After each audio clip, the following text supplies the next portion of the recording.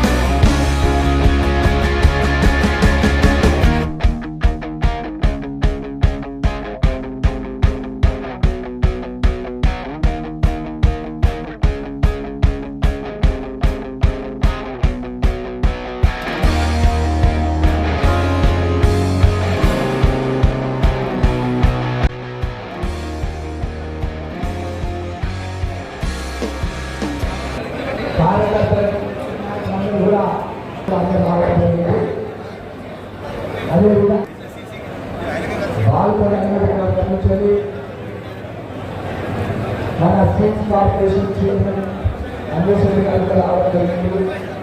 ఉద్యోగ చైర్మన్ గారి నామంగా రావడం జరిగింది. ప్రతి ఒక్కరూ అందరూ దయచేసి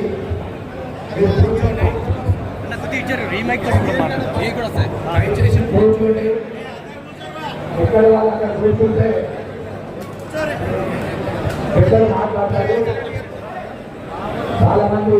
ఎందుకంటే సమయము ఇక్కడ ఎక్కువ అవుతా ఉన్నది.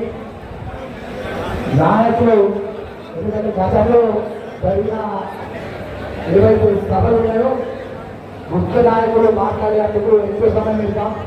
మేము నిన్ననే మా కౌన్సిలర్ల కాబట్టి ఉన్న ఇక్కడ నాయకులందరూ కూడా అందరు చెప్పినాము.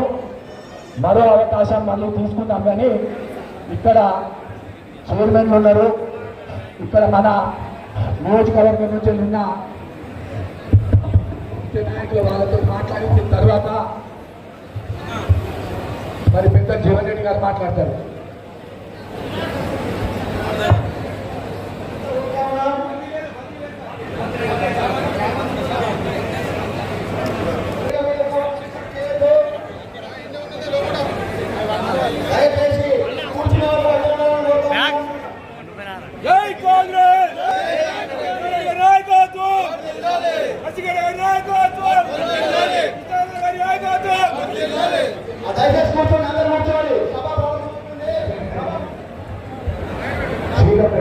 మాట్లాడాల్సిందిగా కోరుతా ఉన్నాం.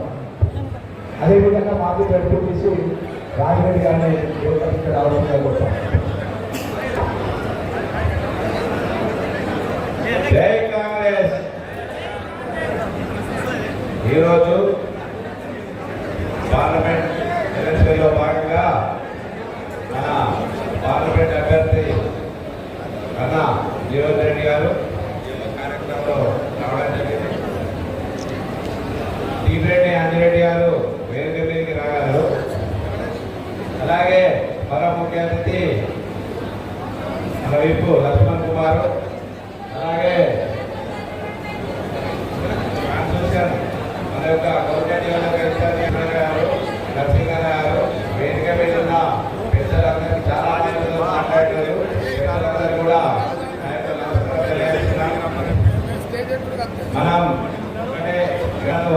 ఇవ్వాల్సిన అవసరం ఉంది.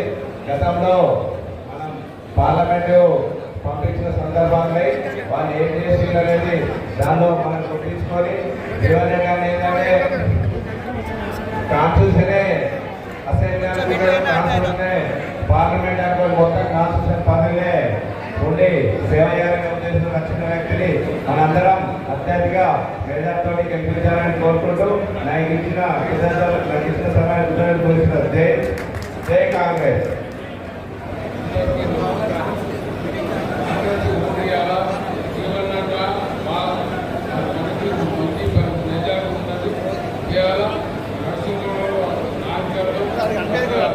జై కాంగ్రెస్ జై కాంగ్రెస్.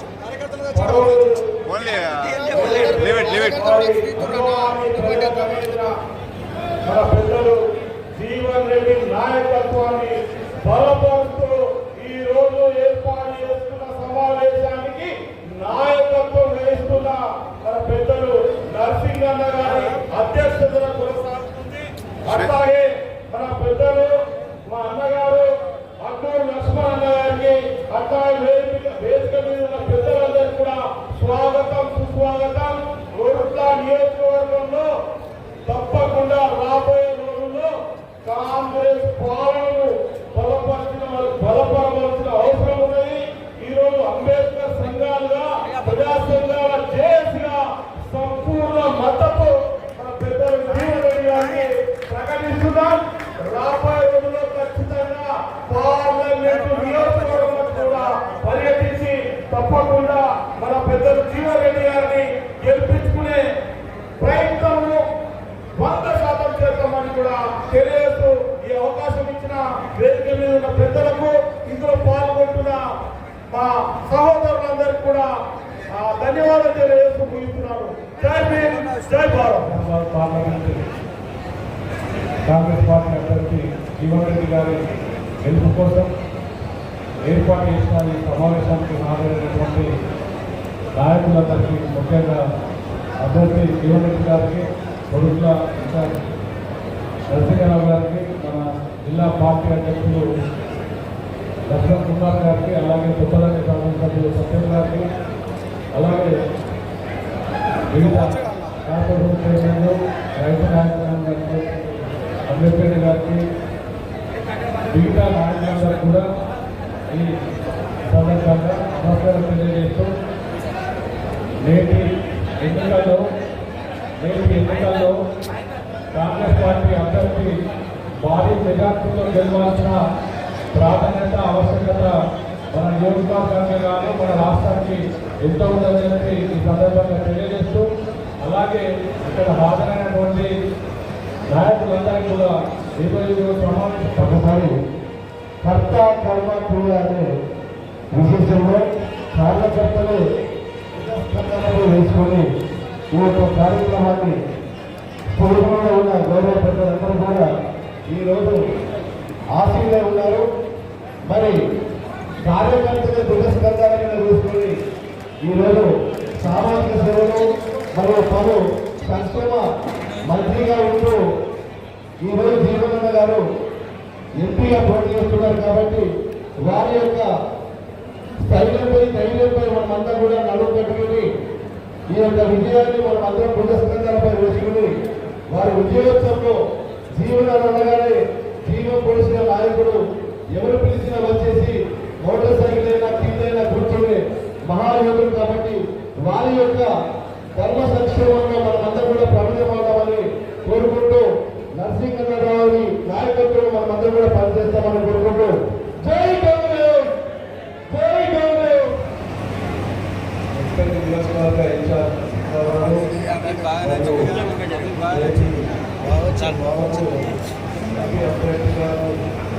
पब्लिक की विजुअल्स ना कीजिएगा, पब्लिक विजुअल्स ना कीजिए,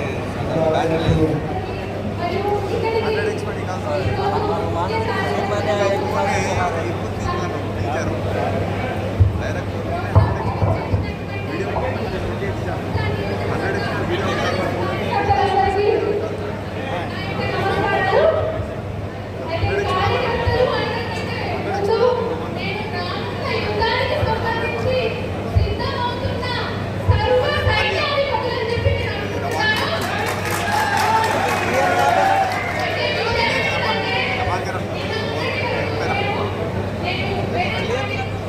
సభకు నమస్కారం. ఉపాధ్యక్షులు మిత్రులు శ్రీ యువ నరసింహరావు గారు, పెద్దలు మిత్రులు జిల్లా అధ్యక్షులు శ్రీ అడ్డూరు లక్ష్మణ్ కుమార్ గారు, పెద్దలు మన ఎంపీ అభ్యర్థి శ్రీ మిత్రులు ఎమ్మెల్యే మేడిపల్లి సత్యం గారు, చైర్మన్ నిజామాబాద్ జిల్లా సంబంధించిన చైర్మన్ రాయపల్లి నందన్ గారు, సూపర్ సెంటర్ వచ్చింది చూడు. మనం ఫోన్లో సెంటర్ ఉండాలి. అమరేష్ రెడ్డి గారు, ఫోన్లో అమరేష్ రెడ్డి గారు, ఎవరైతే మాట్లాడతారో మరి సెంటర్లో వివిధ ఉండాలి. సంఘాల మన అధ్యక్షులు, జిల్లా అధ్యక్షులు ఫోన్ సూపర్ వస్తుంది మనకి. మిత్రులు కరణ్ గారు, అంటే నీకు చెప్పేంత కాదు కానీ అందరికీ నీకు తెలిసినంత. ఇక్కడికి వచ్చేసిన తోటి కార్యకర్తలకు, మహిళలకు, పత్రికా సోదరులకు అందరికీ నా నమస్కారం తెలియజేస్తూ, ఇవాళ చాలా సంతోషంగా ఉంది. ఇంత మంచి కార్యక్రమం చేసుకుంటున్నాము.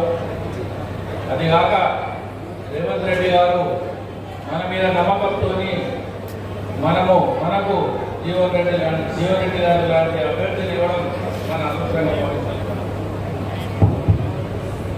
ఎందుకంటే నిత్యం ప్రజల నుండి ప్రజలకు అసోసుకాలు తెలుసుకున్న వ్యక్తి మన జీవన్ రెడ్డి గారు.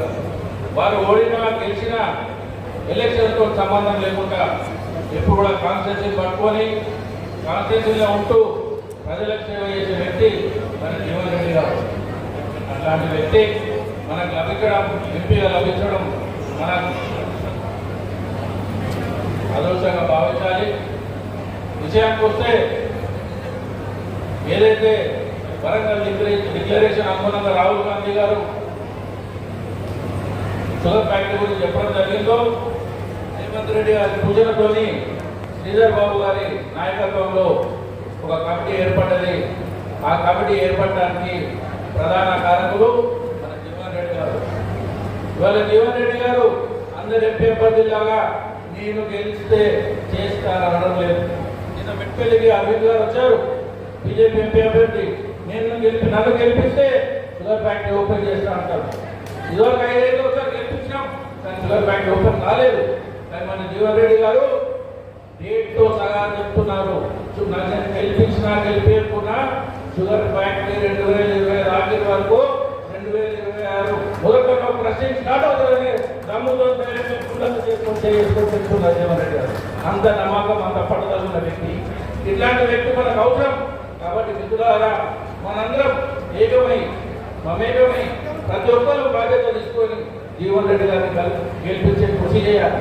మొన్నటికి మొన్న నేను ఒక పని మీద ఒక కార్యక్రమంలో జీవన్ రెడ్డి గారితో మల్లాపూర్ మండలిలో ఒక 9 గ్రామాల సమస్య గురించి మాట్లాడినాను. సార్, 9 గ్రామాలకు సంబంధించి ఒక గంగనాల ప్రాజెక్టు ఉంది. గంగనాల ప్రాజెక్టు నీళ్ళు రావడం లేదు, రైతులు నష్టపోతున్నారు. దాదాపు 200 ఎకరాల పంట నష్టమవుతుంది, దాదాపు 2-3 కోట్ల రూపాయల నష్టమవుతుంది అని జీవన్ రెడ్డి గారు చెప్పడం జరిగింది. చెప్పినాను. 2 రోజుల తర్వాత నేను ఇక్కడ కాన్ఫరెన్స్కి వచ్చి మా రైతులతో డిస్కస్ చేసి అది అందరం మనం జీవన్ రెడ్డి గారు పోదాం ఆల్రెడీ చెప్పినా నేను వారికి చెప్పడం జరిగింది. ఇంతలో కూడా నాకు ఒక ఫోన్ వచ్చింది మన ఈ ఆపరేటర్ నుంచి. ఏమనంటే జీవన్ రెడ్డి గారు ఆల్రెడీ సిఈ గారితో మాట్లాడి ఆ ఇరిగేషన్ పని ఏదో చూపించి ఆ గంగనాల పని చేయమని చెప్పడం జరిగింది. అట్లాంటి వ్యక్తి, అట్లాంటి గుర్తుంచుకొని ఎప్పుడు అభివృద్ధి గురించి ఆలోచించే వ్యక్తి మనకు అవసరం. కాబట్టి మిత్రులారా, మనందరం బాధ్యత తీసుకొని ఎవరి స్థాయిలో వారు, విలేజ్ స్థాయిలో విలేజ్, గ్రామ కమిటీ స్థాయిలో గ్రామ కమిటీలు, మండల స్థాయిలో మండలు, జిల్లా రాష్ట్ర స్థాయి, మన కాన్స్టిట్యూన్సీ స్థాయిలో కాన్స్టిట్యూన్సీ నాయకులు అందరం బాధ్యత తీసుకొని మనం జీవన్ రెడ్డి గారిని గెలిపేయాలని మీ అందరికీ కోరుతూ, నాకు ఈ అవకాశం ఇచ్చిన అందరికీ మీ అందరికీ మరోసారి ధన్యవాదాలు తెలియజేసుకుంటూ జై కాంగ్రెస్. ఆప్తులు మా సోదరులైన కొమ్మిరెడ్డి కరణ్ చంద్ర గారు మాట్లాడాల్సిందిగా కోరుతాం.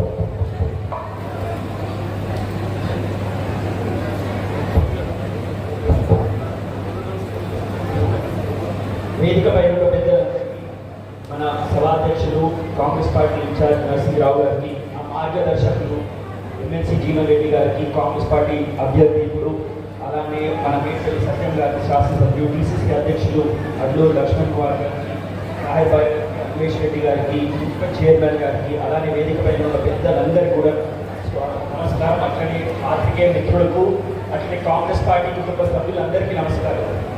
నేను రెండు ముచ్చట్లు మాట్లాడుతున్నామా. ఏంటంటే ఫస్ట్ జీవన్ రెడ్డి గారు ఇక్కడ కాంగ్రెస్ పార్టీ అభ్యర్థిగా చేసినందుకు మొట్టమొదటిగా ఏదైతుందో మల్లికార్జున్ ఖార్గే గారికి, సోనియా గాంధీ గారికి, రాహుల్ గాంధీ గారికి, అలానే రేవంత్ రెడ్డి గారికి ప్రత్యేక ధన్యవాదాలు తెలియజేస్తున్నాను. ఎందుకంటే జీవన్ రెడ్డి గారు దాదాపు 40-45 సంవత్సరాల నుంచి ప్రజాసేవలో ఉన్నారు. ప్రజాసేవలో ఉండడమే కాకుండా ఆయన ఏదైతుందో అనుభవం కలిగిన వ్యక్తి, అనుభవంతో పాటు ప్రజాసేవ చేయాలని చెప్పే తపన కలిగే వ్యక్తి. అటువంటి వ్యక్తులు ఏదైతుందో రాజకీయాల్లో చాలా తక్కువ. అటువంటి వ్యక్తి మనకు పార్లమెంట్ సభ్యుడిగా రావడం నేను ప్రత్యేకంగా నా అదృష్టంగా, మనందరి అదృష్టంగా నేను భావిస్తున్నాను. ఆయన ఏదైతుందో భారీ మెజారిటీతో గెలిపించాల్సిన బాధ్యత మన పైన ఉంది. మనమందరం సైనికుల లెక్క పనిచేసి ఆయనని భారీ మెజారిటీతో గెలిపించాలని చెప్పేసి మీ అందరినీ పేరున చేతులు జోడించి వేడుకుంటున్నాను. నేను జీవన్ రెడ్డి గారికి ప్రత్యేకంగా చెప్పదలుచుకుంది ఏంటంటే, ఈ ప్రాంతంలో ఏదైతుందో నరసింహరావు గారికి ఏదైతే ఇన్ఛార్జ్ ఉన్నారో, అట్లనే మన సుజిత్ రావు గారు ఉన్నారు, సీనన్ ఉన్నారు, నేనున్నా, మేమందరం కలిసి కట్టిన ఏదైతే పనిచేసి మీకు అత్యధిక మెజారిటీ ఇచ్చే బాధ్యత తీసుకుంటున్నామని చెప్పేసి మీ అందరికీ మీకు తెలియజేస్తున్నాం. అంతేకాకుండా అమ్మ, జీవన్ రెడ్డి గారి ప్రత్యేకత ఏంటంటే ఆయనకి విద్య మీద అవగాహన, వైద్యం మీద అవగాహన, వ్యవసాయం మీద అవగాహన, అన్ని ఏదైతే సబ్జెక్ట్స్ మీద అవగాహన ఉంది. ఆయన వృత్తిరీత్యా ఏదైతుందో న్యాయవాది, ఆయన చట్టాలపైన ఏదైతుందో అవగాహన ఉంది. మన బాధ్యత ఏదైందంటే చట్ట సభలకు ఎవరైతే చట్టాలు తెలిసిన వ్యక్తిని పంపాల్సిన బాధ్యత మన పైన ఉంది. కాబట్టి ఆయన ఏదైతే హైయెస్ట్ లా మేకింగ్ బాడీ పార్లమెంట్, అక్కడ ఆయన కూర్చోబెట్టాల్సిన బాధ్యత మనది. ఇంకోటి, ఇప్పుడు ధరంపూరి అరవింద్ గారి గురించి మాట్లాడినట్టయితే నిన్న మెట్పల్లికి వచ్చి ఏమంటాడు, నన్ను గెలిపిస్తే నేను ఇక్కడ ఏదో పసుపోడు పెడతా, పసుపోడుతో పాటు నిజాం షుగర్ ఫ్యాక్టరీ పెడతా అంటాడు. నువ్వు పసుపోడు తెప్పిస్తా అని చెప్పేసి అభ్యర్థికి ఇచ్చిన విషయం వాస్తవమా? నువ్వేమన్నావు, నేను ఏదైతే ఎన్నికైన వెంటనే ఇక్కడ పసుపోడు తీసుకొస్తా, పసుపోడు తీసుకురాని పక్షంలో నేను రాజీనామా చేసి రైతులతో లేకుండా ఉద్యమంలో పాల్గొంటానో అని నువ్వు ఏదైతుందో పార్లమెంట్ సభ్యులుగా ఎన్నిక 5 సంవత్సరాలు పార్లమెంట్ రికార్డు ఒక్కసారి తిరిగాయి. ఎమ్మెల్సీగా జీవన్ రెడ్డి గారు ఉన్నారు, ఎమ్మెల్యేగా జీవన్ రెడ్డి గారు ఉన్నారు. ఒక్కసారి అసెంబ్లీ రికార్డు తెప్పించుకుందాం, ఒక్కసారి పార్లమెంట్ రికార్డు తెప్పించుకుందాం. జీవన్ రెడ్డి గారు ఏదైతుందో పసుపోడు గురించి కానివ్వండి, నిజాం షుగర్ ఫ్యాక్టరీ గురించి ఎన్నిసార్లు శాసనసభలో, శాసన మండలిలో మాట్లాడిందో చూద్దాము. అట్లనే అరవింద్ ఎన్నిసార్లు ఏదైతుందో పార్లమెంట్ లో పసుపోడు గురించి మాట్లాడిందో చూద్దాం. ఆయన అసలు పార్లమెంట్ లో పసుపోడు గురించి మాట్లాడిన దాఖలనేది, అసలు ఆయన నిజాం షుగర్ ఫ్యాక్టరీ గురించి మాట్లాడిన దాఖలనేది, ఏదైతే గోడల మీద రాయించుకుంటున్నాడు, నన్ను ఎన్నుకున్నట్టయితే నేను ఏదైతే నిజాం షుగర్ ఫ్యాక్టరీ తెప్పిస్తాను. ఆయన ఏదైతుందో ఏదైతే ఏమంటారు, నల్లద్దాలు వేసుకుంటాడు కదా, నల్లద్దాలు వేసుకుంటాడు కాబట్టి ప్రపంచం అంతా చీకటి అనిపిస్తుంది. నిజాం షుగర్ ఫ్యాక్టరీ గురించి ఆల్రెడీ కాంగ్రెస్ పార్టీ ఏదైతుందో మేనిఫెస్టోలో చేర్చింది. మేనిఫెస్టోలో చేర్చమే కాకుండా ప్రభుత్వం అధికారంలోకి వచ్చిన తర్వాత ఒక కమిటీ ఏర్పరిచి శ్రీధర్ బాబు గారిని దానికి చైర్మన్ చేసి గౌరవనీయులు జీవన్ రెడ్డి గారు ఏదైతే దాని సభ్యులుగా ఉన్నారు, ఇదే ప్రాంతంలో షుగర్ ఫ్యాక్టరీకి వాళ్ళు వచ్చి ఒక హామీ కూడా ఇవ్వడం జరిగింది. హామీ ఏంటంటే వచ్చే సంవత్సరం డిసెంబర్ వరకు ఎట్టి పరిస్థితుల్లో నిజాం షుగర్ ఫ్యాక్టరీ తెరవబోతున్నామని. మేము Congress party Nizam sugar factory తెలుస్తుందని చెప్పిన తర్వాత నువ్వు గోడల మీద రాయించడం హాస్యాస్పదమని చేసుకున్నాను. ఇంకా ఏది పసుపోడు గురించి మాట్లాడుతాడు. అక్టోబర్ 2021లో ఇక్కడ నరేంద్ర మోదీ ప్రధానమంత్రి చేయమన్నాడు, ఒక గ్యాజెట్ నోటిఫికేషన్ చూపించి మేము పసుపోడు తెరవబోతున్నాం అన్నాడు. ఇది ఎట్లుందంటే ఎవరో ఇల్లు కట్టుకున్నాడు, ఇల్లు కట్టుకున్న తర్వాత గృహప్రవేశం ఏదైతే కార్డు పంపిణాడు కానీ ఇల్లు ఎక్కడుందో చెప్పలేదట. అరే అసలు భూమి పూజ ఎక్కడ చేసినావు నువ్వు, దీని యొక్క బడ్జెట్ ఏంటి, అసలు ఏమంటే ఏమి కూడా తెలియదు. ఇంకా దేశభక్తి గురించి మాట్లాడతాడు. ఏమంటాడు, బంగ్లాదేశ్ లో ఏదైతే హిందువులపై అత్యాచారాలు జరుగుతున్నాయి, పాకిస్తాన్ లో ఏదైతే హిందువులపైన అత్యాచారాలు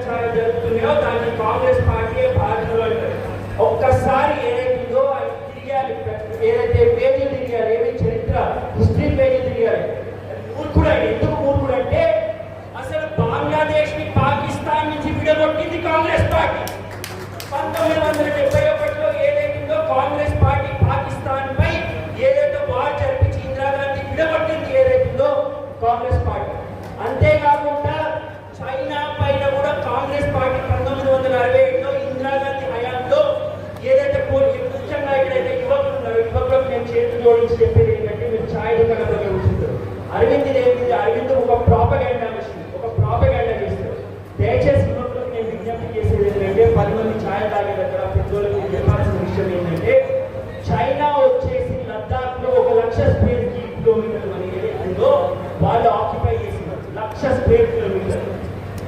ఇదే చైనాపై కాంగ్రెస్ పార్టీ 1957లో ఒక వార్ జరిపి ఇందిరాగాంధీ గెలిచిన విషయాన్ని మీకు తెలియజేయాలని చెప్పి నేను అంటున్నాను. అంతేకాకుండా ఈయనకి ఏదైతుందో నేనేమంటున్నా, అసలు ఈయనకి రైతుల పక్షాన మాట్లాడే నైతిక హక్కు ఆయనకి లేదు. నేను ఛాలెంజ్ చేస్తున్నా, జీవన్ రెడ్డి గారిని నేను కన్విన్స్ చేసి ఒక డిబేట్కి రమ్మంటే, నీకు ధైర్యం ఉంటే ఎక్కడికైనా డిబేట్కి రా. అసలు 600 మంది రైతులు ఏదైతుందో వాళ్ళ జీవితాలు కోల్పోయారు, వాళ్ళు చనిపోయారు. 3 నల్ల చట్టాలు బీజేపీ ప్రవేశించినప్పుడు ఆ యొక్క చట్టాలకు వ్యతిరేకంగా పోరాటం చేస్తే, దాదాపు సంవత్సరం పోరాటం చేస్తే 600 రైతులు చనిపోతే అసలు ఈ రోజన్నా నోరిప్పిందా? ఏ రోజైనా రోజుకి నోరిప్పి రైతుల పక్షాన మాట్లాడిందా? ఈ బీజేపీ ప్రభుత్వం ఏదైతే యువకులకు మళ్ళీ నేను చెప్తున్నా, నేను చెప్పడం కదా, ఐఏలో అనేది ప్రపంచంలో చెందిన అత్యధిక ప్రెస్టీజియస్ ఆర్గనైజేషన్. వాళ్ళు ఏమన్నారంటే 85% నిరుద్యోగులు ఉన్నారు మన దేశంలో. 1 కాదు 2 కాదు, 85%. 2014లో మన అప్పుడు దేశవ్యాప్తంగా 50 లక్షలు ఉంటే ఈ రోజు 250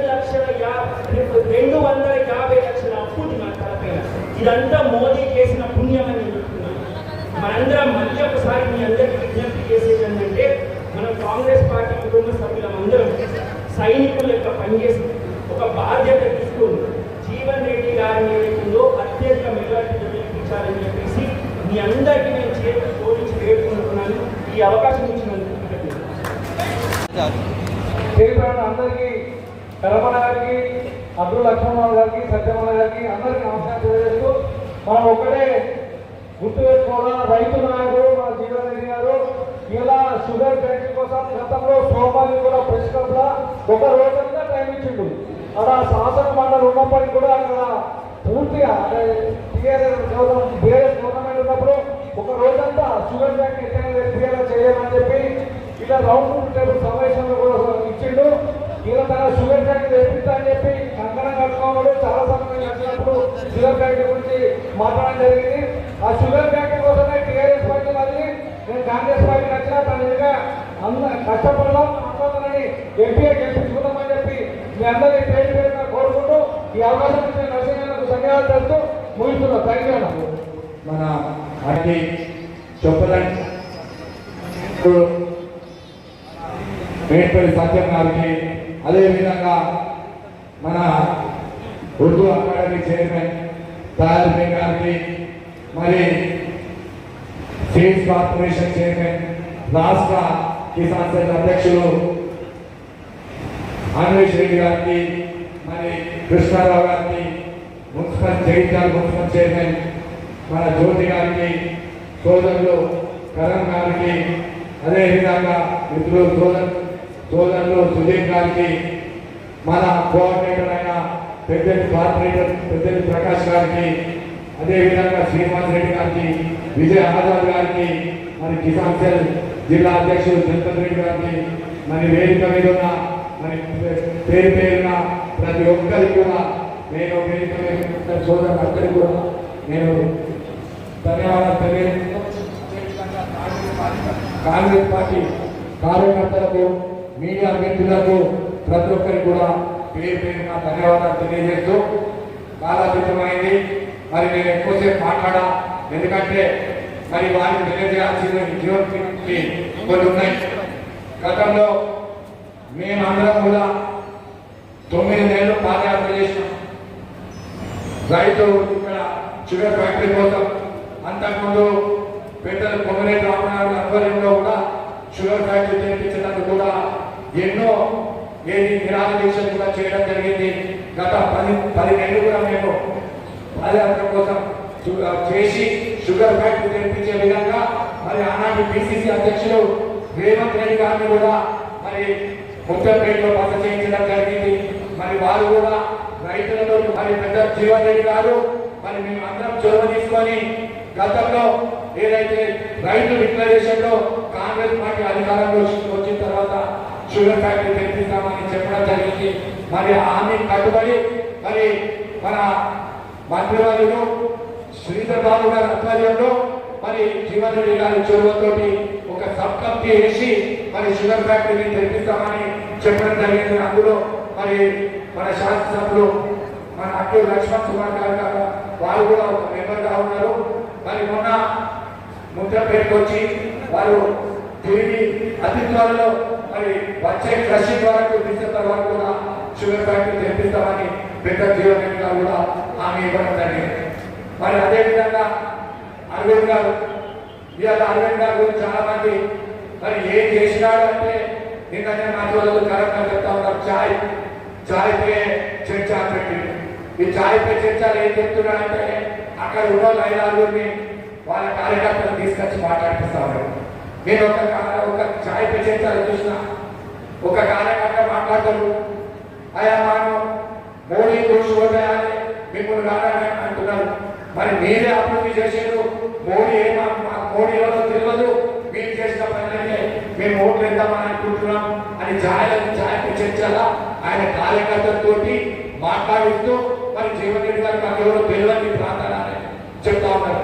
అయ్యా అరవింద్ జీవన్ రెడ్డి గారు ఒక మీడియా కార్యక్రమంలో ఒక అతను మరి మీ ఇంటర్వ్యూ కావాలని పోతే మరి మీరు గత 5 సంవత్సరాల నుంచి మీరు ఏ కార్యక్రమాలు చేసినారు, మరి నిజామాబాద్ పార్లమెంట్ లో మీరు చేసిన కార్యక్రమాలు ఏంటి మరి ఒక్కసారి అని ఆయన భయపెడితే మరి అరవింద్ గారు ఏం చెప్తారంటే ఏదా ఏదైనా ఉంటే డైరెక్ట్ గారు జీవన్ రెడ్డి గారు నేను 5 ఏళ్ళు చేసి చెప్పాలి, జీవన్ రెడ్డి గారు 50 చేసి చెప్తాను అంటే ఆయన ఓర్చుకోలేని పరిస్థితి ఉన్నది. ఇలా జీవన్ రెడ్డి గారి చరిత్ర చెప్తే ఆయన పోటీలో ఉన్నాడు కాబట్టి ఆ విధంగా ఆయన అహంకారంతో మాట్లాడాడు. ఆ మీడియా మిత్రుడు మరి మీకు అభ్యంతరం లేకపోతే నేను వెళ్ళిపోతాను చెప్పడం జరిగింది. ఇవాళ మళ్ళా కొత్త దాంట్లో మొదలుపెట్టి అప్పుడు పసిపోడు అన్నాడు, ఇప్పుడు మమ్మల్ని గెలిపిస్తే షుగర్ ఫ్యాక్టరీ గెలిపిస్తామని. ఆయన అరవింద్ తెలియదేమో ఆల్రెడీ సబ్కాపీ చేసినాం. మరి షుగర్ ఫ్యాక్టరీ మరి జీవన్ రెడ్డి గారు ఏ మీటింగ్లో వెళ్ళినా కూడా డిసెంబర్లో క్రషింగ్ జరుగుతుంది 25, 24 అని చెప్పడం చూడడం జరిగింది. ఇది రైతులందరూ కూడా తెలియజేయాల్సిన అవసరం ఉన్నది. మరి రైతులకి శుభ వార్తగా తెలియజేస్తాం. అది కాకుండా ఇక్కడ ఎమ్మెల్యే ఉన్నాడు, మొన్న ఒక ప్రైవేట్ కార్యక్రమంలో జగ్గాలకి వెళ్తే అక్కడ ఉన్న ఫంక్షన్ అడిగినట ఇక్కడ ఎమ్మెల్యే సంజయ్ మరి ఏం సార్ జగిత్యాల టీఆర్ఎస్ అంతా ఖాళీ అవుతుంది మన చోట్లలో అంటే ఏం చెప్పినట్టు అంటే ఆడ నర్సింగ్ అందరి కార్యకర్తలు అందరినీ బెదిరించి మరి టీఆర్ఎస్ లో జాయిన్ చేసుకుంటున్నాను అన్నాడు. మేము ఎవరిని బెదిరాలి? అక్కడ 15 సంవత్సరాలు నిర్బంధంలో ఉండి మీ చేతులు ఒక 2 చేతులలో మీరు 15 సంవత్సరాలు ఈ నియోజకవర్గాన్ని గుర్తులో పెట్టుకున్నారు. ఇవాళ కార్యకర్తలు అందరూ కూడా స్వాతంత్రం ఇవాళ నిజంగా కాంగ్రెస్ పార్టీ 3వ తారీఖు నాడు అధికారంలోకి వచ్చిన తర్వాత స్వాతంత్రం వచ్చిన తర్వాతనే ఇవాళ వాళ్ళు ఫీల్ అవుతున్నారు. ఇవాళ తెలంగాణలో మాకు కొడుకుల స్వాతంత్రం అంటే ఇప్పుడు వచ్చిందని ఇవాళ డిసెంబర్లో మన అధికారం వచ్చిన తర్వాత ఇవాళ సంవత్సరాలు కానీ కార్యకర్తలు అందరూ కానీ ప్రేమతోటి అభిమానంతో కాంగ్రెస్ పార్టీలో చేరుతా ఉన్నారు. ఒకవేళ నిజంగానే నేను బెదిరిస్తే తండ్రి కొడుకు ఇద్దరు తప్ప ఈ నియోజకవర్గంలో ఎవరు బెదిరారు కూడా ఈ సమావేశంలో తెలియజేస్తాం. మేము బెదిరిస్తలేం. మా ప్రేమతో 10 సంవత్సరాల కార్యకర్తలు మా అండగా ఉన్నారు. మా జడ్పీటీసీ శ్రీనివాస్ రెడ్డి మీద అక్రమ కేసులు పెట్టారు, మేము వెంట ఉన్నాం. మొన్న కూడా అక్రమ కేసు పెడితే నేను వారం రోజులు తన వెంట ఉంది మరి నెంబర్ ఉంది తన కష్టకాలంలో మేము ఆడుతున్నాం. ఇలాంటి కార్యక్రమాలు చేసేది మీరు ఎస్సీ కేసు కట్టించారు సంజయ్ గారు మీరు పని కాబట్టి ఇవాళ మీ పార్టీ ఖాళీ అవుతా ఉన్నారు. ఇవాళ ఎవరు ఉన్నారు? నిజంగానే చెప్తా ఉన్నా మేము అలాంటి చర్యలకు పోదు. నిజంగానే మేము అందరూ ఫోన్ చేసి బెదిరిస్తే ఇంకా దాంట్లో ఎవరు ఇద్దరు ఎవరు ఉండలేదు. మీరు ఎందుకంటే కమిషన్కు ఇలా అలవాటు పడ్డారు. రాష్ట్రంలో కలవకుండా అక్కడ వాళ్ళు ఉన్నారు కాబట్టి మీరు ఆ పేరు వాడుకొని ఇలా కమిషన్కి అలవాటు పడి ఇవాళ మీరు ఎంత అవినీతి చేసిందో ఎలక్షన్ల తర్వాత బయట పెడతాం. ఇవాళ ఉన్నది ఇవాళ తాలిబాన్ బోర్డు ఉన్నది. మా మిత్రులు తెలంగాణ తెలుసు, మేము అందరం పోరాటం చేసినాం. ఇవాళ ఇక్కడ మా సోదరులు మేము అందరం కూడా మేము పూలు తిన్నాం, జీవన్ రెడ్డి గారు కూడా తిన్నాం. అక్కడ ఉన్న ఖరీదైన పూలను ఎవరికి అప్పచెప్పి ఎవరికి రిజిస్ట్రేషన్ చేసిందంటే ఒక టీఆర్ఎస్ కార్యకర్తకు వాళ్ళు రిజిస్ట్రేషన్ చేసి తర్వాత మళ్ళీ అమ్ముకున్నారు. విలువైన పూలను అమ్ముకున్నారు. ఇవాళ కూడా ఇవాళ కొడుకునే కానీ మెట్పల్లిలో ఎన్నో భూకంపాలు జరిగినాయి. తప్పకుండా ఎలక్షన్ల తర్వాత అవన్నీ బయట పెడతాం, మీ బండారం బయట పెడతామని మేము తెలియజేస్తాము. అదేవిధంగా అన్వేష్ గారు చెప్తా ఉన్నాం, మీరు ఒక్కరు కాదు, ఇవాళ సాక్షాత్ ఎంతో మంది ఇలా బీజేపీ నుంచి జై శ్రీరామని కాంగ్రెస్ పార్టీలో చేరుతా ఉన్నారు. ఒక రాముని పేరు చెప్పుకుంటూ మీరు ఓట్లు అడుగుతా ఉన్నారు. ఇవాళ అది సరైనది కాదు. ఇవాళ ఇక్కడ ఉన్న వాళ్ళందరూ కూడా జై శ్రీరామని చాలా మంది మా పార్టీలో చేరుతా ఉన్నారు. ఇంకా ముందు కూడా రామ భక్తులందరూ కూడా మా దగ్గర ఉన్నారు. మీరు పట్టి పూటగా చెప్తూ ఏదో సోషల్ మీడియా ద్వారా మీరు పట్టి ఉన్నారు. మా అసలైన నాయకులు కార్యకర్తలు ఇలా పాశ్చాత్యపడతా ఉన్నారు. ఇలా జీవన్ గారిని ఎత్తుకోడిచ్చినాం, ఇలా నరసింహారెడ్డి ఇక్కడ ఎత్తుకోడిచ్చుకున్నామని చాలా మంది బాధపడతాం. అభివృద్ధి చేసిన సమయంలో 70 లక్షల రూపాయలు ఇవాళ ఇక్కడ మంజూరు చేయించినాం. ఏది టీటీడీ కళ్యాణ మండపానికి ఇవాళ శాంతికారానికి 35 లక్షల రూపాయలు చేసినాం. ఇవాళ మిగిలిన డబ్బులు ఏవైతే ఉన్నాయో మేము ఎలక్షన్ కూడా వచ్చింది, దాన్ని కూడా అభివృద్ధి కార్యక్రమాలకు రోడ్లకే కానివ్వండి, డ్రైన్లకే కానివ్వండి, సంఘ భవనాలకే కానివ్వండి, ఇవన్నీ కూడా మేము మీ అందరికీ ప్రతి గ్రామంలో మీ అందరికి ఎక్కడెక్కడైతే నిధులు అవుతున్నాయో మంజూరు చేపిస్తామని తెలియజేస్తూ, అదేవిధంగా పెద్ద జీవన్ రెడ్డి గారిని రాగానే అడుగుతాము, అన్న మీరు పార్లమెంట్ ఓడైతే గెలుస్తా ఉన్నారు, మరి మీరు మాకు తగిన న్యాయం చేయాలి నిధుల ప్రకారం అంటే తప్పకుండా అంటే ఇది మనం తప్పకుండా అందరికి న్యాయం చేసే విధంగా నేను ఉంటా. ఇంకా వడ్డించేవాడు మనవాడైతే ఒక చర్చ ఎక్కువ వడ్డిస్తుంది కాబట్టి జీవన్ రెడ్డి వారు వడ్డించేవాడు మనవాడు కాబట్టి వారిని మన ఈ కొడుక వేదిక ఈ వేదిక నుండి కోరుతా ఉన్నా. మీరు ఎంపీ అయిపోయినారు, అవుతా ఉన్నారు. నిరంతరంగా మే 13 పోలింగ్ అయ్యేంత వరకు ఎర్ర టెండర్లో కూడా మేము మీకోసం ప్రచారం చేస్తాం, కష్టపడతాం. అత్యధికంగా దయచేసి అక్కడ ఫోన్ చేస్తున్నామని కూడా చెప్తా ఉన్నాం. కాలాతీతమైన పేరు ఇక్కడ ఉన్న వాళ్ళందరూ కూడా దాదాపు చాలా పెద్ద ఎత్తున కార్యకర్తలు ప్రతి గ్రామం నుంచి మీరు అభిమానం కొద్ది వచ్చినందుకు పేరు పేరున మా ఎవరికి మా కౌన్సిలర్లకు, మా కాంగ్రెస్ పార్టీ నాయకులకు, వార్డు మెంబర్లకు, బ్లాక్ కాంగ్రెస్ ప్రెసిడెంట్లకు, జిల్లా అధ్యక్షులకు, అదేవిధంగా పేరు పేరున ఉన్న ఇక్కడ ఉన్న వేదిక మీద ఉన్న ప్రతి ఒక్కరు కూడా పేరు పేరున ఈ కార్యక్రమాన్ని మరి ఇంత పెద్ద ఎత్తున విజయవంతం చేసినందుకు ప్రతి ఒక్కరికి పేరు పేరున చేతులెత్తి నమస్కారం చేయవలసిందిగా చేతులెత్తి నమస్కారం చేస్తూ మరి పెద్దలు జీవన్ రెడ్డి గారు మాట్లాడాల్సిందిగా కోరుతున్నాను. దయచేసి మరి అక్కడ ఫోన్ చేస్తూ పెద్దలు జీవన్ రెడ్డి గారు మాట్లాడుతున్నారు కాబట్టి దయచేసి అందరినీ మీరు ఫోన్ చేసి వాళ్ళందరూ దయచేసి మళ్ళీ రావాలి. మహిళా సోదరు వాళ్ళందరికీ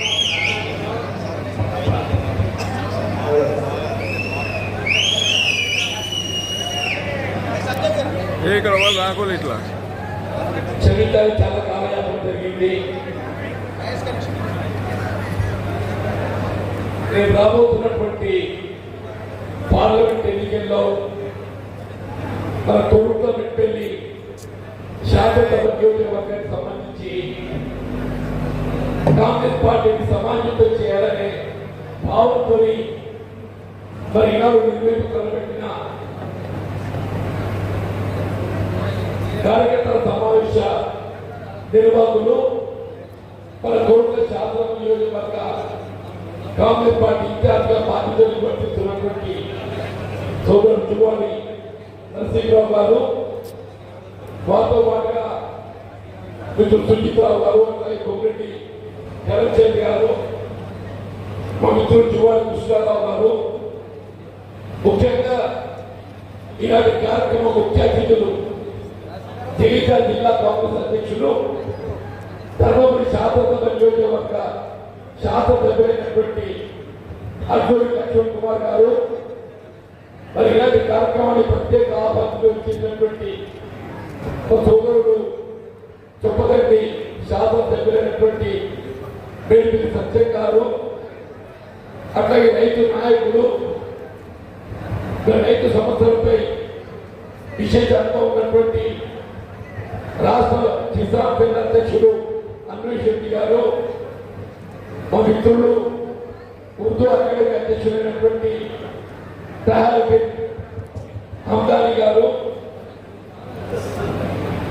ఇక్కడ స్థానికంగా మరి కార్యక్రమం నిర్వహణలో ఏదైతుందో ప్రధాన పాత్ర పోషించినటువంటి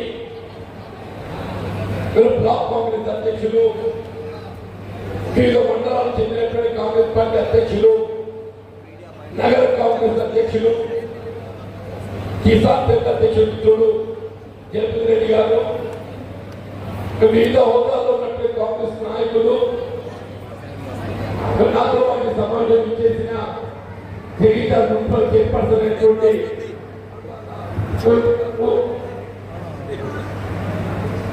వివిధ గ్రామాల నుండి తరలి వచ్చినటువంటి సోదర కాంగ్రెస్ కార్యకర్తలు, అభిమానులు, మా తల్లులు, ఆడబిడ్డలు అందరికీ హృదయపూర్వకంగా నమస్కారాలు చెప్తూ, వాస్తవంగా ఎన్నికల సమయం కాబట్టి అది ఏ రాజకీయ పార్టీ కానివ్వండి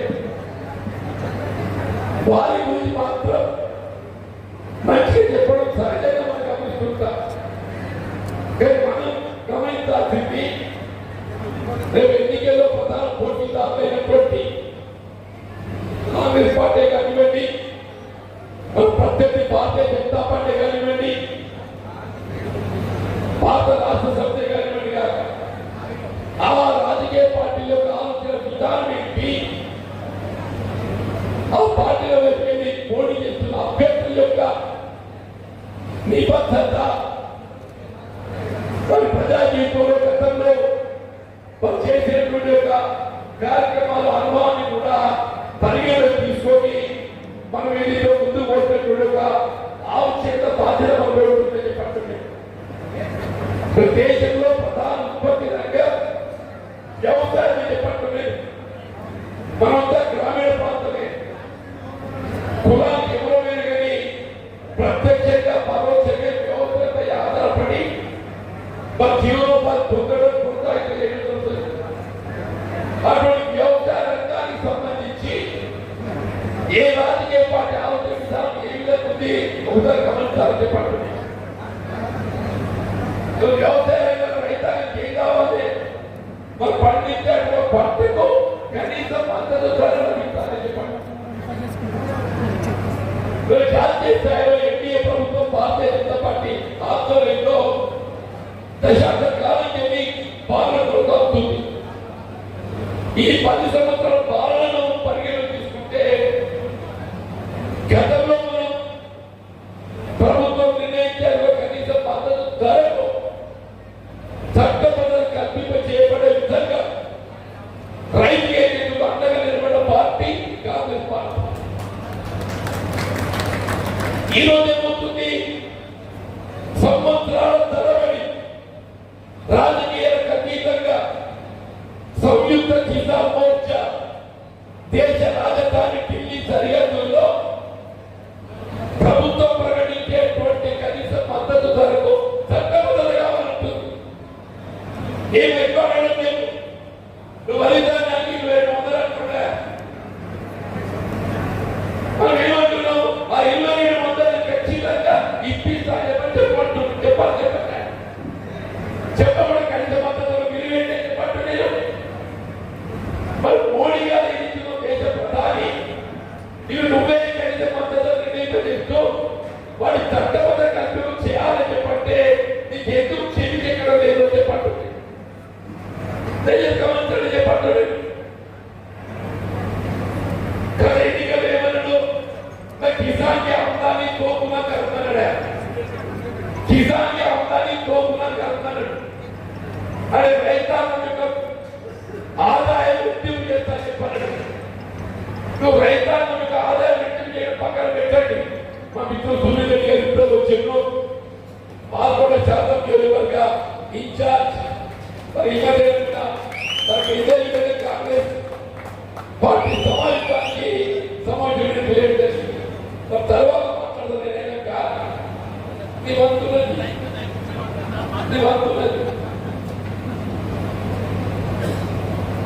किसान के आमदनी दो गुना करता రైతు ఆదాయం రెట్టింపు చేస్తాడు.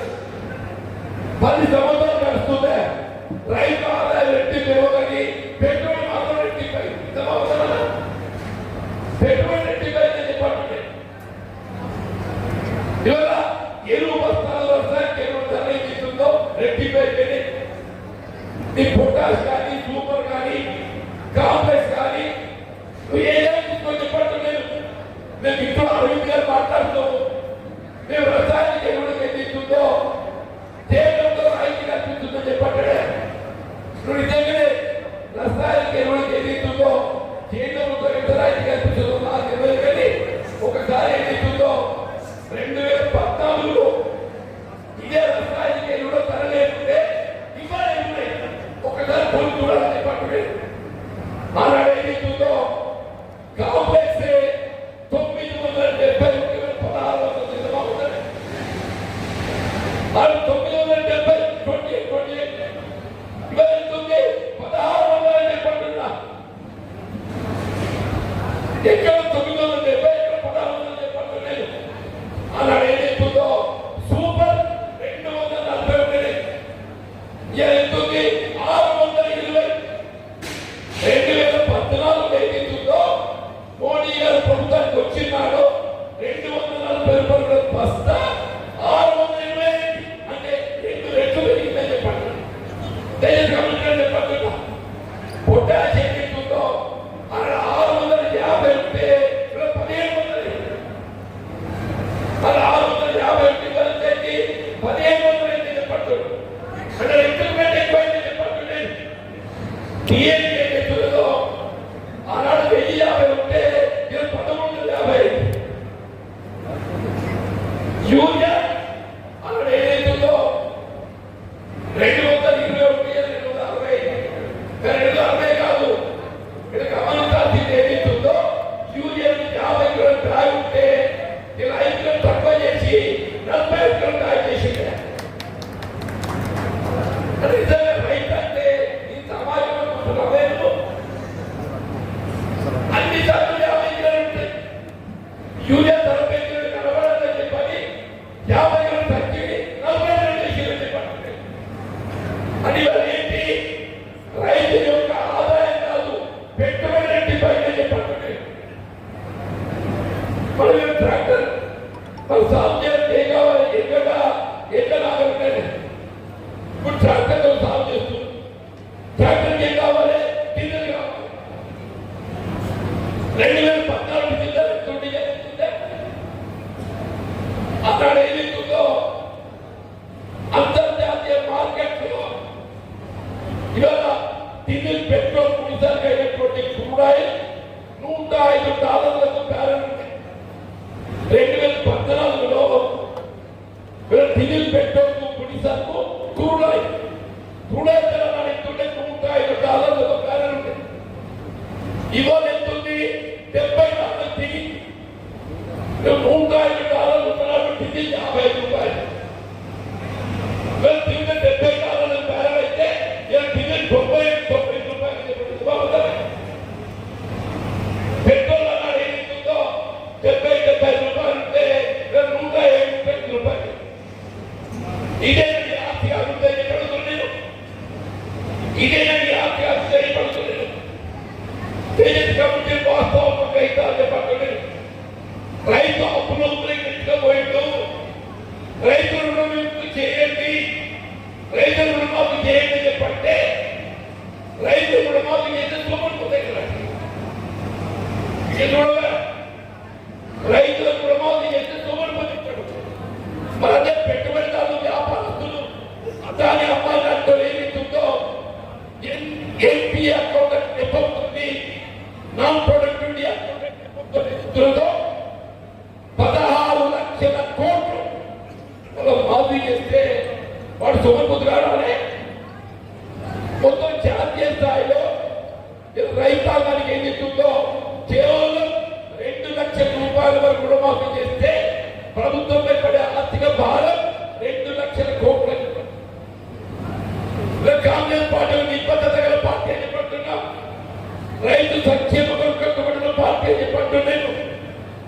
రైతాంగానికి మద్దతు ధరకు చట్టబద్ధ కల్పింప చేయడమే కాదు 2008-9లో ఆడు యూపీఐ చేపట్టిన సోనియా గాంధీ గారు ఏస్తుందో ₹1,00,000 యావత్ భారతదేశంలో రైతు చెల్లించాల్సిన రుణం మాఫీ చేసిన ఘనత కాంగ్రెస్ పార్టీ మాత్రం దక్కుతుంది.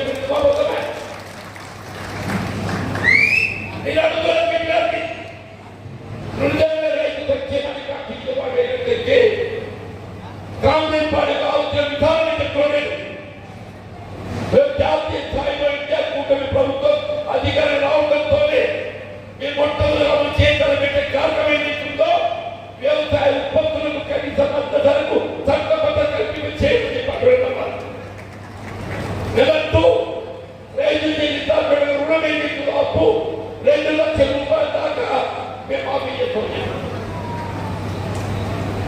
నిజాలు అక్కడ కావచ్చు, నువ్వు గ్యారెంటీ తెలుస్తలే, నువ్వు నీళ్ళతో ప్రజలు తెలుస్తుంది. కనుక తెలంగాణ రాష్ట్రంలో ఆల్రెడీ ప్రజలు కాంగ్రెస్ పార్టీకి అవకాశం ఇచ్చింది. రేపు జాతీయ స్థాయిలో నిజంగా ఇండియా కూడా అధికారానికి వస్తే సంతోషం. మాకేమో కేంద్రం వెళ్ళి రాష్ట్రాలకు వెసులుబాటు లభిస్తుంది. కానీ కేంద్రంలో అధికారి రాకున్నప్పటికీ కూడా ఆల్రెడీ మేము ఎన్నిక పరంగా పేర్కొన్నట్టు రాష్ట్ర స్థాయిలో రైతు చెల్లించాల్సిన రుణం 2 లక్షల రూపాయల వరకు మనం చెల్లించవలసిన అవసరం లేకుండా బ్యాంకర్స్ ఏదైతుందో రైతు చెల్లించాల రుణం ఏదైతుందో ప్రభుత్వం తయారు చేస్తుంది. ప్రభుత్వం ఏదైతుందో బ్యాంకులో పూర్తి ఖర్చు ఉంటుంది.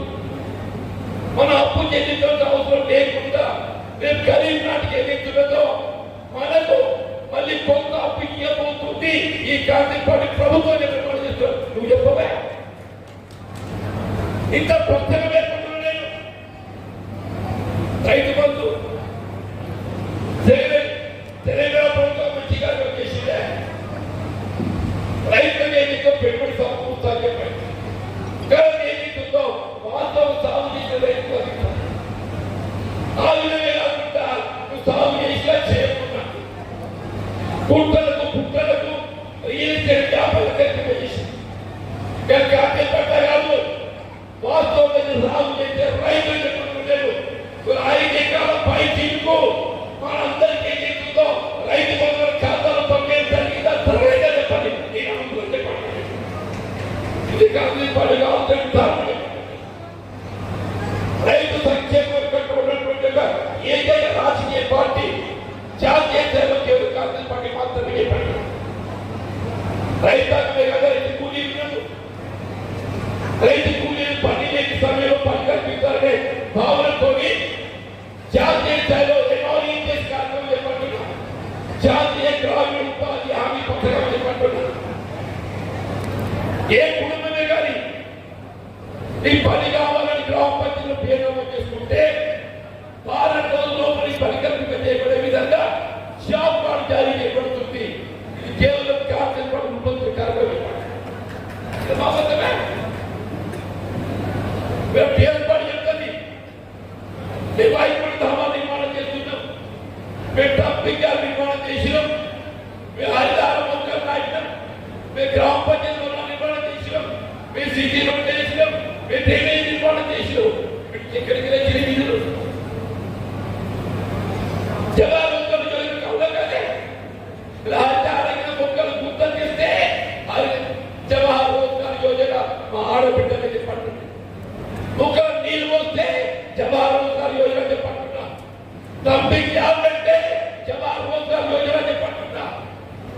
వైకుంఠ ధామం అంటే జవహర్ రోజ్గార్ యోజన చెప్పంటున్నా. సిటీ రోడ్ అంటే జవహర్ రోజ్గార్ యోజన చెప్పంటున్నా. డ్రైనేజ్ సౌకర్యం అంటే జవహర్ రోజ్గార్ యోజన చెప్పండి. ఈ జవహర్ రోజ్గార్ యోజన ఇక్కడికి వచ్చింది. సోనేమ తల్లి ఏ విదేశీ వనిత చెప్పారో అదే విదేశీ వనిత ఆడబిడ్డ కన్న తల్లి తెలంగాణ ఏర్పాటు చేసిన తల్లి చెప్పారు. మన దేశంలో 15 సమయంలో వ్యవసాయ కూలీలు పనికట్టు చేయగలిగే భావన సంకల్పంతో జాతీయ స్థాయిలో గ్రామీణ ఉపాధి హామీ పథకాన్ని అమలు చేయాలని పెట్టే ఒక ఘనత కాంగ్రెస్ పార్టీ సోనియా తల్లి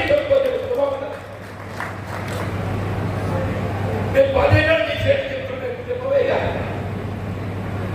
10 సంవత్సరాలల్లో నేను కాంగ్రెస్ పార్టీ చేసి చెప్తున్నాను. నువ్వు చేసి చెప్పని చెప్పండి. దయచేసి అభివృద్ధి చేయాలని చెప్పండి.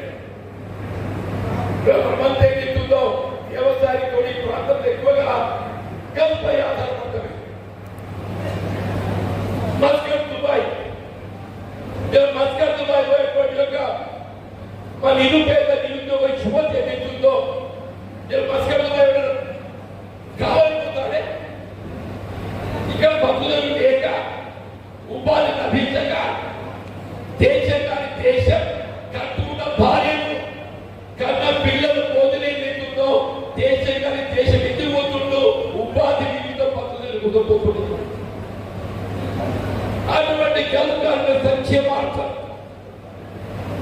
కేంద్రంలో ఎన్డీఏ ప్రభుత్వం భారతీయ జనతా పార్టీ కానీ రాష్ట్రంలో అలాంటి టీఆర్ఎస్ ప్రభుత్వం భారత రాష్ట్ర సమితి కేసీఆర్ కానీ ఏం చేసిందే? ఉమ్మడి రాష్ట్రంలో కాంగ్రెస్ ప్రభుత్వం ఏ గల్ఫ్ కార్మికుల మరణానికి గురైతే ఆ గల్ఫ్ కార్మికులను ఆదుకోవడానికి ₹1,00,000 ఆర్థిక సాయం చేసి తెలంగాణ రాష్ట్రం ఏర్పాటు కాబట్టే కాంగ్రెస్ లక్ష్యం ఇచ్చింది, 5 లక్షలు ఇస్తాను. 10 ఏళ్ళు కలిసిందా? 10 ఏళ్ళ దాదాపు 2,000 కుటుంబం, 2,000 గల్ఫ్ కార్మికులు ఏదైతుందో విదేశాలలో ప్రమాదం కానీ బలవాన్ మరణం కానీ అనారోగ్యం కానీ చనిపోతే నేను చెప్తే లెక్కలు ఒకటి చెప్తానని నేను శంషాబాద్ ఎయిర్పోర్ట్ ఏదైతుందో శవపేట పోలీస్ స్టేషన్ నమోదు చెప్పాను. 2,000 కుటుంబాలు భర్తలు కోల్పోయి కుటుంబాలు అనాథలైతే ఆదున్న బాధ మీద లేదా? అదేవిధంగా కాంగ్రెస్ పార్టీ చెప్పాడు నేను ఆ కుటుంబాన్ని ఆదుకోవడానికి వరకు ప్రతి కుటుంబానికి ₹5 లక్షల నగదు రూపకంగా ఆత్మసాయం చేయడంతో పాటుగా ఆ కుటుంబం పిల్లలు చదువుకోవడానికి ఎన్నికల్లో గురుకుల ఆశ్రమ పాఠశాలలో విద్యా బోధన వైద్య సదుపాయాలు ఇల్లు లేనటువంటి కలుపుతాన్ని కుటుంబానికి ఎన్నికలతో ఇళ్ల నిర్మాణ కార్యక్రమం స్వదేశం తిరిగి వచ్చి ఇది స్థిరపడదలుచుకుంటే ఏదైతుందో ఆర్థిక సహాయంతో ఏదైతుందో స్వయం ఉపాధి పథకం ఇది కాంగ్రెస్ పార్టీ ఆలోచన. ఇదే బిడ్డలు మా దగ్గర 10 లక్షల మంది ఉపాధి పొందే దానిలో ₹15 ఆర్థికంగా దాన్ని పొదుపు చేసి స్వదేశం పంపిస్తే 10 లక్షలు 10,000 అయితే 1,000 కోట్లు, నెలకు 1,000 కోట్లు, సంవత్సరానికి ఎంత? 12,000 కోట్లు. 10 ఏళ్ళకి అయితే 12,000 కోట్లు ఇంటూ 10 1,20,000 కోట్లు. మన గల్ఫ్ కార్మికులు ఏదైతుందో వారి శ్రమంతో వచ్చి వారి ఆర్థిక సంపాదన ఈ దేశానికి ఏదైతుందో విదేశీ భాగస్వామ్యం 30 సంవత్సరాల ఘనత మన గల్ఫ్ కార్మిక బిడ్డలు. మరి అక్కడ గల్ఫ్ కార్మిక కుటుంబాలు ఆదుకోవడానికి కొరకు ఈ చేయడంతో ఏం చేసింది? మా మిత్రులు అరవింద్ గారు ఏం చేసిందే? చనిపోయిన కుటుంబాలను ఏదైతుందో ఆదుకోవడానికి కనీసం ఏదైతుందో శవాలను తెప్పించడంతో కూడా మనసు ఈ 1,05,000 కోట్లు ఏమైనా ఇక్కడ రాష్ట్రంలో పెట్టుబడి పెట్టింది. ఏదో రకం పెట్టుబడి పెట్టింది. ఈ వైద్య ఖర్చులు, విద్య కోసం, పండుగలు, పబ్బాలు, ఆపత్తి, సంపత్తి ఇవన్నీ ఖర్చు పెడితే ఇందులో 10% రాష్ట్రంలో ఆదాయం సమకూరితే తెలంగాణ రాష్ట్రానికి 1,200 కోట్లు ఆదాయం సమకూరుతుంది. 12,000 కోట్ల ఆదాయం సమకూరిస్తే ఆ కుటుంబ ఆస్తుల బాధ్యత లేదా? దయచేసి ఆలోచించండి. చెప్పండి, నేను కేవలం వ్యవసాయ రైతాంగమే కాదు, వ్యవసాయ కూలీలే కాదు, స్థానిక ఉపాధి లభించక మాస్టర్ దుబాయ్ కార్మికుల ఉపాధి పొందుతున్నటువంటి మా గల్ఫ్ బిడ్డల ఆదుకోవడానికి కూడా కాంగ్రెస్ పార్టీ కట్టుబడుతుందని చెప్పండి. నేను గల్ఫ్ కార్మిక సంక్షేమ బోర్డు ఏర్పాటు చేయబోతున్నాం. రేపు 16 తారీఖు ముఖ్యమంత్రి రేవంత్ రెడ్డి గారు గల్ఫ్ కార్మిక సంఘాలతో ఇప్పుడు ప్రకటించిన 5 లక్షలతో పాటుగా వారి సంక్షేమం నుంచి ఏం చేయాలని సలహాలు తీసుకొని అవి ఏర్పాటు చేసే దిశగా రేవంత్ రెడ్డి గారు అడుగు వేయబోతున్నారు. అది బీడీ కార్మికులు మా ఆడబిడ్డ ఏదైతుందో చేపడి మొదలు ఏం చేస్తారు? నిలబడి ఉండి బీడీ చేస్తారు. ఆ బీడీ పరిశ్రమ ఆదుకోవడానికి వరకు కేంద్రంలో ఎంతవరకు GST రూపేనా నువ్వేదైతుందో పన్ను ఆదాయం పొందే ప్రయత్నం చేస్తున్నావు. అదే బీడీ కార్మిక సంక్షేమాంగం ఏదైతుందో వాళ్ళ పెన్షన్ సౌకర్యం కల్పించే బాధ్యత పెరుగుతుందా?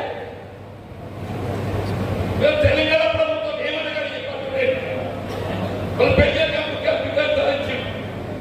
కానీ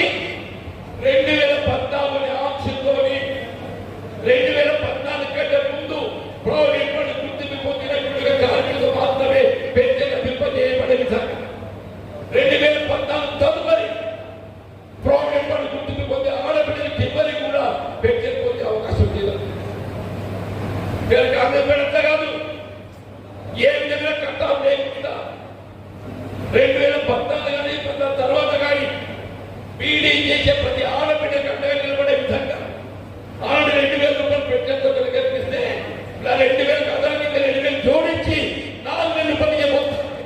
4,000 చెప్పండి. నువ్వు చెప్పవేంటి విధానం? నేను రైతుల గురించి చెప్పినా, రైతు భూముల గురించి చెప్పినా, వ్యవసాయాల గురించి చెప్పినా, బీడీ కార్మికుల గురించి చెప్పినా, నీకట్టు ఆలోచించాలని ఉండదే. నువ్వు ఏ వర్గానికి చెప్పట్టున్నా ఇప్పుడు నర్సింగ్ నిధులతో నేను చేయగలిసి సంతోషం ఉన్నాయన. అక్కడ మోడీ గారు మంకీ బాత్ అంటే నేను చేయగలిసి అది మంకీ బాత్ అంటే ఎక్కైనా అది చెప్పిన మళ్ళీ నా తప్ప మనం మాత్రం చెప్పిందానికి ఇప్పుడు చర్చ ఏదైతుందో నేను మాట్లాడేది మీరు వినాలి, మీరు చెప్పింది నేను వినాలి. అవునా? అప్పుడు సమస్య పరిష్కారం. మోడీ గారు చర్చ ఎట్లా ఉంటుంది? మంకీ బాత్ అంటే మన టీవీలో పొమ్మందుతాం కదా, ఆ పొమ్మందు తప్ప ఏదైతుందో మన చెప్పేది ఈ మంకీ బాత్ పేరట ఈ 10,000 కోట్లు పెట్టింది. 1000 కోట్లు ఇదే మనకి పాత్ర నిబంధనలు ఏదైతుందో మోడీ గారు 10 సంవత్సరాల 1000 కోట్లు ఖర్చు పెట్టింది.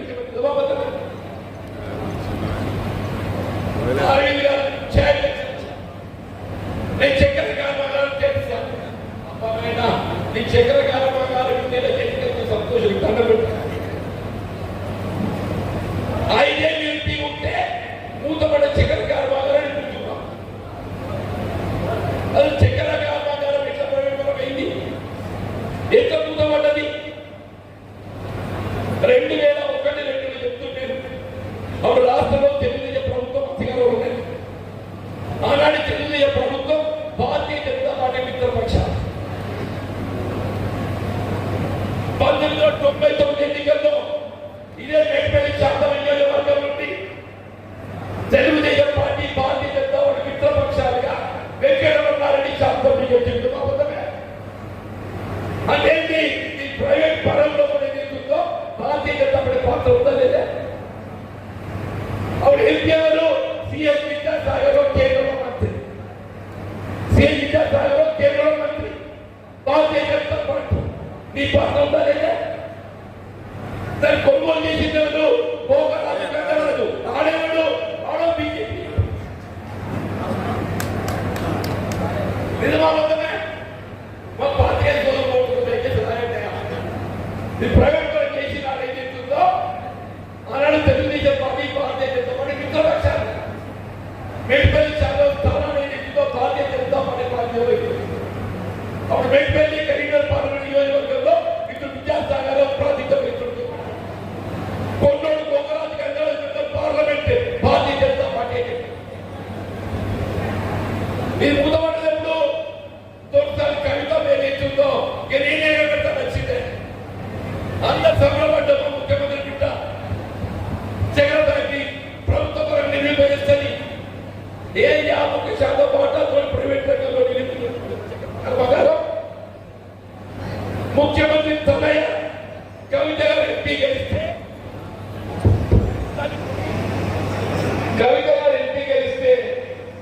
అంత ప్రైవేట్ రంగంలో చక్ర కర్మాగారం ప్రభుత్వ రంగంలో ప్రభుత్వ పరంగా దాన్ని ఏమైతే ఒకసారి ఏం చేసింది? ఇదేదో ప్రారంభం మంచిగుందని ఇది పూజేస్తే పేద గిట్టుబాటు అవుతుందా అని చెప్పని ఇదే విద్యాసాగర్ మీ బాధ్యత. ఇప్పుడు అదే తల్లి విద్యాసాగర్ అయిపోయింది. ఈ దొర ఇద్దరు కొట్టిన ఆయన 2010లో పూర్తేసింది. ఆ దొర పూర్తేస్తే అరవింద్ ఏం చేయాలి? తెలివిద్దా లేదా? 5 ఏళ్ళు గడిచిందే. కేంద్ర ప్రభుత్వం ఏదైతుందో కాయపడ్డ పరిశ్రమలు సెక్యూరిటీ స్వీట్ ఏదైతుందో పునర్ప్రారంభం చేశారు. అవకాశం వెసులుబాటు కేంద్ర ప్రభుత్వం. ఇది అరవింద్ గారు ఆయన విలాసాలు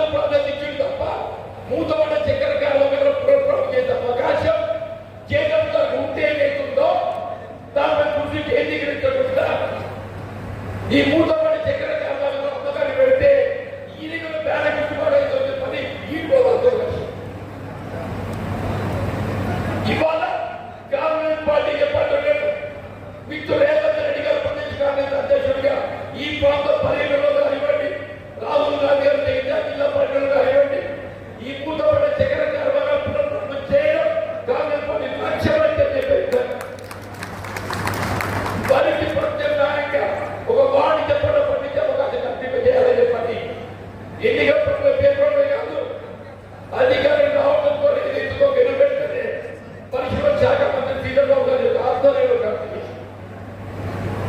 శ్రీధర్బాబు గారు భూధర్మ రెడ్డి చిండు వెంకటేశ్వర చిండు రైతుతో మాట్లాడిండు పునఃప్రారంభం చేయాలని చేపట్టిన చర్యల గురించి ఒక కార్యక్రమం రూపొందించారు.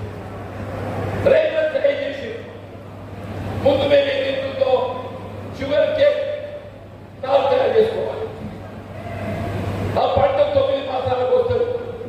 మీరు కనీసం 25 డిసెంబర్ చివరిలోగా ఈ ఉత్పత్తి ప్రారంభమైనట్లయితే కృషికి ఆరంభమైనట్లయితే మాకు వెసులుబాటు పేర్కొనడంతో వెంటనే ఆదేశాలు జారీ చేసి రేపు 25 డిసెంబర్ చివరిలోగా మనం ఎమ్మెల్యే కాదు నూతపడ్డ 3 చక్కెర కర్మాగాల మధ్య పడుతున్నాం తెరిపించే విధంగా కార్యక్రమాన్ని ప్రకటిస్తే అరవింద్ గారు ఇప్పుడు అంటున్నా నేను చక్కెర పార్టీ చెప్తాను అందులో ఆయన నీకంత శ్రమ ఎందుకు అరవింద్ గారు పనులు చేస్తుంది దయచేసి నీకంత క్షమాకారం ఆయన మేము ఆల్రెడీ నిర్ణయం తీసుకున్నాం కాంగ్రెస్ పార్టీ రాష్ట్ర ప్రభుత్వ పరిధిలో 2025 డిసెంబర్ చివరిలోగా రాష్ట్రంలో 3 చక్కెర కర్మాగారం పేరుతో మార్గమల్లాపూర్ కుక్కపేట ఇవి ఆరంభించ చేయడం కాంగ్రెస్ పార్టీ యొక్క లక్ష్యం బాధ్యత చెప్పని నిర్మాణం చేశారు. ఇదే కూడా పసుపోవడంటే నేను ఎన్నికల పాటు రాసించిన చూసి కార్యం రాసించిన వెళ్తుంది 5 రోజుల పసుపోవడం ఏర్పాటు చేస్తారు. 5 రోజులు కాదు 5 రోజులు కాదు 5 ఏళ్ళు అని చెప్పారు. ఈ పాట రాసియగా ఆ 3 పడితే ఆందోళన కాదు నువ్వు ఏది ఏ ఉంటావు ఇక్కడ కంటే ఆ 3 గారు ఏం చేసిండు నేను చక్కెర సారీ 13 ఏర్పాటు ఏదైతుందో నేను ఏర్పాటు చేస్తే నాడు వచ్చి ఇచ్చింది అక్టోబర్ 4 2022 6 మాసాలు గడిచింది. ఇప్పుడు చక్కెర కూడా ఎక్కడ ఏర్పాటు చేస్తావు రా చెప్పంటే లేకొద్దు నువ్వు ఇందులో పెడతావా నంది దగ్గర పెడతావా అలా ఎక్కడ పెడతావు మీరు అడిగేది అంటాడు ఎక్కడ ఇందులో పెట్టిస్తా ఇందులో పెట్టి తెలివి ఉంటే అదే ఉత్తరంలో ఏదైతుందో ఇది ఇందులో ఏర్పాటు చేయబోతుంది నిజామాబాద్ జిల్లా కేంద్రంగా అని చెప్పని ఏర్పాటు పెట్టాలి. ఎందుకంటే నీకు చిత్తశుద్ధి లేదు రైతానికి మరొకసారి మధ్య పెట్టాలి ఒక ఆలోచనతో నువ్వు ఏదైతుందో పొట్టి గుర్తం ఇచ్చిన పదపాలు కలిగించి ఇలా కాంగ్రెస్ పార్టీ ఇలా బస్సు బోర్డు ఏదైతుందో బస్సు ప్రాణీయంతో పొద్దుట చేయాలి. కేంద్రంలో రాబోయే ఇండియా కూటమి దేవుని మద్దతుతో రాహుల్ గాంధీ ప్రధానమంత్రిగా ఇండియా కూటమి ఏర్పాటు కాబడ్డము ఇలా బస్సు ప్రాణులు పెంచే విధంగా ఏదైతుందో బస్సు బోర్డు ఏర్పాటు చేయడానికి చర్యలు మళ్ళా కావచ్చు నిజం గ్యారెంటీ అరే నాయన నీకంటే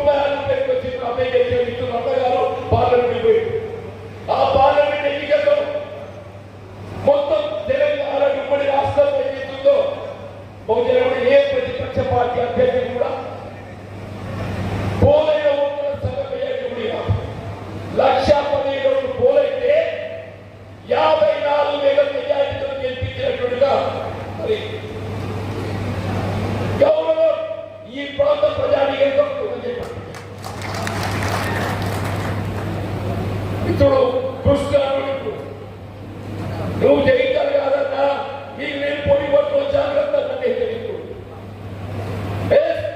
ఇంట్లో పొడి పడతామని చెప్పట్టు జయించాలే కానీ కొనునే కానీ నేను రాబోయే ఎన్నికల ఫలితాలను ఏదైతుందో మన రాజ్యం పెద్ద పొందబోయే విధంగా అక్కడ 50 ఇక్కడ 50 లక్ష్యంగా కలిపి దేవుడు ప్రజల మండలం పోతున్నామని ప్రజల మండలం పోతున్నామని చెప్పారు. నా యొక్క ప్రజా జీవితం తెలిసి పుస్తకం చెప్పారు. నాకు ఈ ప్రాంతం అప్రాంతం భేదభావం లేదు. అదే ప్రాంతం కానీ ప్రజలకు అందుబాటులో మాత్రమే సేవ యొక్క లక్ష్యంగా పడుతుంది. దయచేసి ఏదైతుందో ఇవాళ ఇతర సమస్యలు చాలా ఉన్నాయి. ఇది ఆరంభం చెప్పట్టు. దయచేసి ఒక విధంగా రాజకీయాలకు అతీతంగా మన ప్రాంతానికి అవకాశం ఉంటుంది. అందరు కలిసికట్టుగా ఏకీకరించబడతాం. కాంగ్రెస్ పార్టీ అందరికీ నాకు అవకాశం కల్పించండి. భవిష్యత్తులో మిత్రులను జయించాలే కానీ ఆయన మీద ఆయన ఇంట్లో పోటీ పడతాం. నేను జయించాలి వ్యవసాయ కళాశాల ఇక్కడ వ్యవసాయ కళాశాల ఎందుకంటే మంచిలో పొండితనం పట్టుదల ఎక్కువ చెప్పండి. ఆ మొండితనం పట్టుదలతో ఏదైతుందో కోట్ల నియోజకవర్గానికి యావత్ తెలంగాణ ప్రాంతం గుర్తించే విధంగా పశు వైద్య కళాశాల ఏర్పాటు చేసిన ఘనత చెప్పేది కొమ్మరేటి రామగారు బాధతో ఇచ్చిన నాకు చిరునాడు స్నేహితులు చెప్పట్లేదు. మీ ప్రజా జీవితంలో ఆరంభం ఏదైతుందో 1980 కలిసి పనిచేసింది. ఇదే ప్రాజెక్ట్ నిర్మాణం చేయాలని చెప్పని ఆనాడు ప్రతిపాదించిందని చెప్పాను.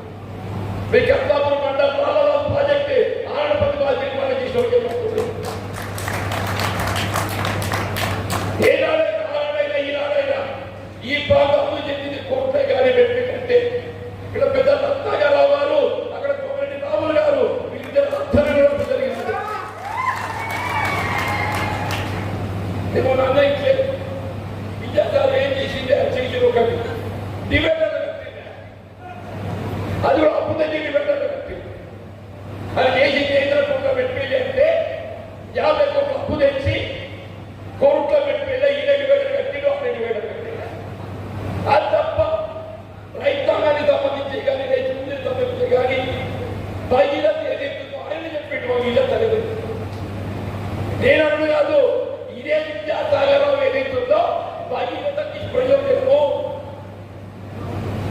భగీరథ నిష్ప్రయోజనం కనుక ఇది రాజకీయ ఫలితం అందించలేకపోతుంది. ఇది వృధాగా ప్రభుత్వంపై భారం పడుతుంది చెప్పని ఇదే చేస్తారు. ఏదైతుందో మాటలు కాదు, చేతుల ప్రభుత్వం కావాలి, చేతుల ప్రభుత్వం కావాలి, పని చేసే నాయకులు కావాలని చెప్పి ఆ పని చేసే అవకాశం దయచేసి ఏదైతుందో కదా ఇక్కడ ఇంతమంది కార్యకర్తలు వల్ల అది నిజంగా అంటున్నారు. దాదాపు 2000 మంది కార్యకర్తలు వచ్చింది. 2000 అంటే మనిషి 50 అవుతుందన్న 2000 50 లక్షలు అవుతాయి. నువ్వు నాతోగా సునీతలో సునీత పంపిస్తే చూసిండు సునీత సూపర్ నిజంగా ఈమె నాకున్నదిగా మా చేతులు బాగా చెప్తున్నారు కదా ఈ చేతులు మాటలు కాదా మా చేతులు కావాలి బాగా చెప్తున్నా చెప్తున్నాం చేతులు పడితలు కావాలి చెప్పంటున్నా నువ్వు కోరుకోలేదు హెచ్చరిక జారీ చేసిండు. నీకెక్కువ నాకెక్కువ చెప్పాను. మరి ఎవరికి ఎక్కువతుంది కాదు. దయచేసి ఏదైతుందో ఇంత మంచి కార్యక్రమం నిర్వహించి ఒక కార్యకర్తలు నూతన ఉత్తేజింపే విధంగా కార్యకర్తలకు ఉత్సాహింపే విధంగా చెప్పంటున్నాను. రాబోయే ఎన్నికలు ఏదైతే ప్రతిష్టాత్మకమైన చెప్పంటున్నా. ఇది ప్రజాస్వామ్యం మనుగడికే పరీక్ష లాంటిదని చెప్పంటున్నాను. ప్రజాస్వామ్యం మనుగడికే పరీక్ష లాంటిదని చెప్పంటున్నాను. తప్పిపోయి మళ్ళీ బీజేపీ మోడీకి వస్తే అది ఎన్నికలు అయిపోతే చెప్పంటున్నాను. తప్పిపోయి దేశంలో జాతీయ స్థాయిలో మళ్ళీ భారతీయ జనతా పార్టీ మోడీ గారి ఆధ్వర్యంలో ప్రభుత్వం ఏర్పాటు కాబట్టినట్లయితే మనకి ఇది చివరి ఎన్నిక కాబోతుందని మనం చెప్పండి. ఆయనకి ఆయనే రాష్ట్రంలో పిక్చర్ చేసుకుంటాడు.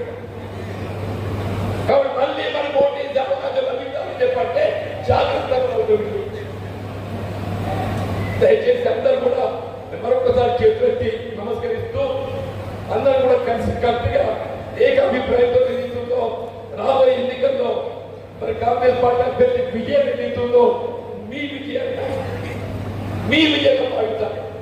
మీరందరూ కూడా ఒక్కొక్క జీవన రెడ్డిగా భావించాలి మాత్రమే ఆ సాధ్యమే. వేరే వాయిస్ నాకు కూడా వాస్తవం చెప్పనుకున్నా. అందరూ అంటే ఉత్సాహంగా చెప్పారు, ఎంత ఉత్సాహంగా కానీ వాయిస్ అయితే చెప్పనుకున్నా. మీరందరూ కూడా ఒక్కొక్క జీవన రెడ్డిగా భావించాలని రాబోయే ఎన్నికలు ఏదైతుందో నిజామాబాద్ పార్లమెంట్ నియోజకవర్గం రాష్ట్రంలో 17 నంబర్ 1 చెప్పబడింది. కాంగ్రెస్ పార్టీ హైదరాబాద్ కాంగ్రెస్ పార్టీ రాష్ట్ర